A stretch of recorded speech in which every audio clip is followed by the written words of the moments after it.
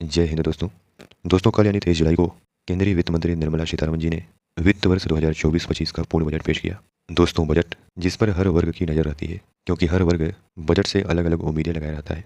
दोस्तों, आज की इस वीडियो में हम बजट से संबंधित कुछ शब्दों का मतलब जानेंगे, क्योंकि बजट में कई ऐसे शब्द होते हैं जिनका अर्थ समझे बिना हम बजट को बेहतर तरीके से समझ नहीं पाएंगे। तो आइए इस वीडियो के माध्यम से हम बजट से संबंधित कुछ शब्दों के अर्थ को जानते हैं, ताकि हम सरकार के द्वारा पेश किए गए बजट को बेहतर तरीके से समझ पाएँ। दोस्तों, बजट सरकार के द्वारा अनुमानित आगामी वित्त वर्ष की आय और व्यय का लेखा जोखा होता है। सरकार बजट के माध्यम से बताती है कि आने वाले वर्ष में कहाँ से कितना कमाई करेगी और कहाँ कितना खर्च करेगी। दोस्तों, संविधान के अनुच्छेद 112 में केंद्रीय बजट के बारे में उल्लेख किया गया है। हालांकि वहाँ बजट शब्द की जगह पर वार्षिक वित्तीय विवरण के बारे में बताया गया है, यानी बजट शब्द की जगह पर वार्षिक वित्तीय विवरण शब्द दिया गया है। वहीं संविधान के अनुच्छेद 202 में राज्यों के बजट के बारे में उल्लेख किया गया है। दोस्तों, बजट जो शब्द है, इस शब्द की उत्पत्ति फ्रेंच भाषा के शब्द बोगेट से हुई है, जिसका अर्थ है चमड़े का थैला। क्या है कि पहले जब बजट पेश किया जाता था तो बजट से संबंधित जो कागजात होते थे वे एक चमड़े के थैले में रख करके लाए जाते थे। इसी वजह से इसे बजट कहा जाने लगा। दोस्तों, आइए अब देखते हैं बजट से संबंधित कुछ शब्दावलियों की परिभाषा, जिसमें पहला शब्द है वित्त वर्ष, यानी फाइनेंशियल ईयर। दोस्तों, सामान्यतः बजट एक वर्ष के लिए पेश होता है, जिसे वित्त वर्ष कहते हैं। भारत में इसकी गणना 1 अप्रैल से 31 मार्च तक होती है। 23 जुलाई को जो बजट पेश किया गया वह 31 मार्च 2025 तक के लिए होगा। दोस्तों, अगला शब्द है समेकित कोष, यानी कंसोलिडेटेड फंड। संविधान के अनुच्छेद 266 में कंसोलिडेटेड फंड की व्यवस्था की गई है। इसमें सरकार की जो भी कमाई होती है वह जमा होती रहती है, तथा इससे पैसा निकालने के लिए सरकार को संसद की मंजूरी जरूरी होती है।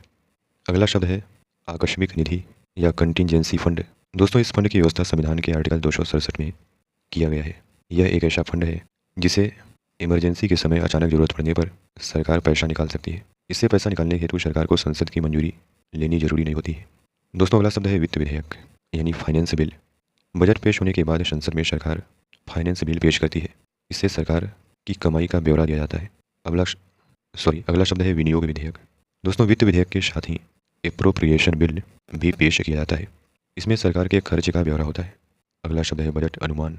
तो आने वाले वित्त वर्ष में सरकार जो कमाई और खर्च का अनुमान पेश करती है उसे बजट एस्टीमेट कहते हैं। दोस्तों, बजट से संबंधित अगला शब्द है संशोधित अनुमान।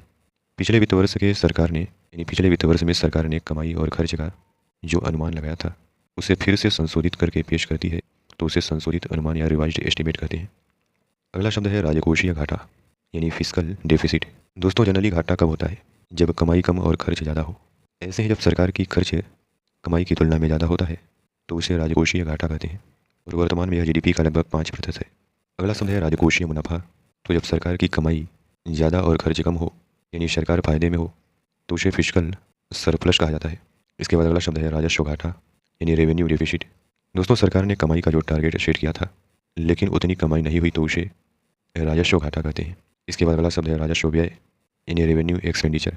दोस्तों, देश चलाने के लिए सरकार को जिस खर्च की ज़रूरत होती है उसे राजस्व व्यय कहते हैं। ऐसे वैसे सरकार को अचल संपत्तियों का निर्माण नहीं होता है। राजस्व व्यय में सब्सिडी, सैलरी, पेंशन, कर्ज देने आदि से संबंधित खर्च आते हैं। दोस्तों, अगला शब्द है पूंजीगत आय।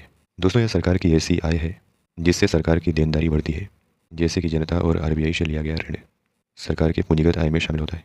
इसके बाद अगला शब्द है राजस्व आय। दोस्तों, जिस आमदनी को लौटाने की जिम्मेदारी सरकार पर नहीं होती है उसे राजस्व आय कहते हैं, जैसे कि टैक्स। इसके बाद अगला शब्द है पूंजीगत व्यय, यानी कैपिटल एक्सपेंडिचर। तो दोस्तों, यह सरकार का ऐसा खर्च है जिससे सरकार की कमाई होती है, यानी एक तरह से ये सरकार के द्वारा किए गए निवेश होते हैं, जैसे एयरपोर्ट, सड़क, पुल, हॉस्पिटल, कॉलेज आदि बनाना। दोस्तों, इसके बाद बजट में टैक्स की भी बात होती है। तो टैक्स दो तरीके के होते हैं, डायरेक्ट टैक्स यानी प्रत्यक्ष कर, और इनडायरेक्ट टैक्स यानी अप्रत्यक्ष कर। दोस्तों, वैसे टैक्स जो सरकार आम आदमी से सीधे लेती है वह प्रत्यक्ष कर कहलाता है, जैसे कि आयकर यानी इनकम टैक्स और कारपोरेट टैक्स तथा प्रॉपर्टी टैक्स, ये प्रत्यक्ष कर कहलाते हैं। इसके बाद अप्रत्यक्ष कर वो टैक्स होते हैं जो आम आदमी से अप्रत्यक्ष तरीके से लिए जाते हैं, जैसे कि उत्पाद शुल्क, सीमा शुल्क और सेवा शुल्क आदि। दोस्तों, इनकम टैक्स जैसे आप सभी जानते हैं कि यह लोगों की आमदनी पर लगने वाला टैक्स है। इसके अलावा कारपोरेट टैक्स, जो कि कारपोरेट संस्थाओं या कंपनियों को अपनी कमाई पर सरकार को देना पड़ता है। दोस्तों, इसके बाद उत्पाद शुल्क, जो कि देश के अंदर बनने वाले सामानों पर सरकार वसूल करती है, जिसे अंग्रेजी में एक्साइज ड्यूटी भी कहा जाता है। हालांकि इसे अब जीएसटी में शामिल कर लिया गया है, लेकिन अभी भी पेट्रोल, डीजल और शराब पर उत्पाद शुल्क ही वसूला जाता है। इसके अलावा सीमा शुल्क, जो कि देश के बाहर से सामानों के आयात तथा देश के अंदर से सामानों के निर्यात पर वसूला जाता है। दोस्तों, इसके बाद अगला शब्द है शॉर्ट टर्म गेन टैक्स, यानी अल्प पूंजीगत लाभ कर। यह टैक्स जब कोई शेयर बाजार में एक वर्ष से कम समय के लिए पैसा लगाता है और उस पर मुनाफा कमाता है तो उस पर लगने वाला यह टैक्स है। वहीं long term capital gain tax, दीर्घकालीन पूंजीगत लाभ कर, तब लगता है जब कोई शेयर बाजार में एक वर्ष से ज़्यादा समय के लिए पैसा लगाता है और उस पर मुनाफा कमाता है, तो वहाँ long term capital gain tax लगता है। दोस्तों, बजट से संबंधित अगला शब्द है विनिवेश यानी डिसइन्वेस्टमेंट। यानी जब सरकार सरकारी कंपनियों की कुछ हिस्सेदारी निजी क्षेत्रों को बेच देती है और कमाई करती है तो उसे विनिवेश कहते हैं। दोस्तों, इसके साथ ही बजट से संबंधित एक महत्वपूर्ण शब्द है जीडीपी यानी ग्रॉस डोमेस्टिक प्रोडक्ट, हिंदी में बोले तो सकल घरेलू उत्पाद। दोस्तों, जीडीपी किसी भी देश के एक निश्चित अवधि में किसी भी देश के एक निश्चित अवधि में उत्पादित हुई समस्त अंतिम वस्तुओं और सेवाओं का कुल मौद्रिक मूल्य है। आमतौर पर किसी देश में जीडीपी को मापने के लिए एक वर्ष की अवधि का प्रयोग होता है। वर्तमान में भारत के जीडीपी का आकार 3.9 ट्रिलियन डॉलर है, जो कि दुनिया में 5वें नंबर पर है। तो दोस्तों, इस वीडियो के माध्यम से हमने बजट से संबंधित कुछ महत्वपूर्ण शब्दावलियों के बारे में जानने का प्रयास किया। उम्मीद है कि यह वीडियो आपको अच्छी लगी होगी। धन्यवाद।